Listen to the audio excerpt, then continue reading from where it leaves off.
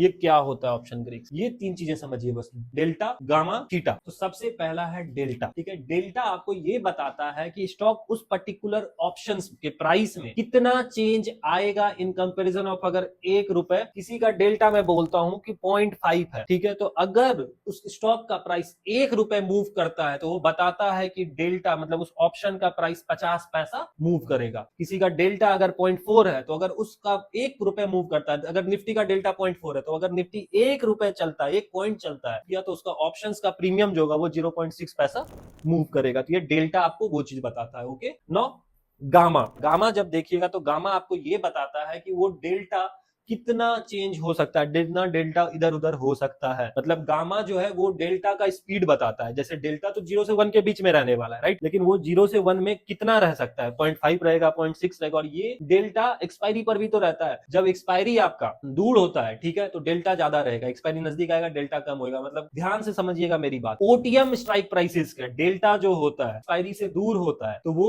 आपका higher side रहेगा, लेकिन जैसे जैसे आपका क्या कहते हैं एक्सपायरी आता जाएगा तो उसका डेल्टा जो है जीरो की तरफ जाने लगता है। क्यों, देखिएगा अभी कल एक्सपायरी है, बाजार कितना है 24,200 पर, 25,000 के कॉल में ज्यादा मूवमेंट नहीं हो रहा होगा। क्यों, कल एक्सपायरी है, उसका डेल्टा जो है वो जीरो की तरफ आ चुका है, ठीक है। मतलब बाजार अगर यहाँ से 50-60 पॉइंट भाग भी जाएगा उसके प्रीमियम में कोई खबर नहीं। ध्यान से समझिएगा मेरी बात को। लेट से मैं बोलता हूँ थीटा है 5 किसी का, ठीक है, 25 का आपने प्रीमियम पे किया है किसी ऑप्शन के लिए, और बाजार है 23,000 24,204 पर। तो थीटा ये बताता है आपको कि अगर बाजार 24,204 पे ही रह जाता है, ठीक है, तो 5 रुपए जो है इसके प्रीमियम से साफ हो जाएगा आज के दिन में।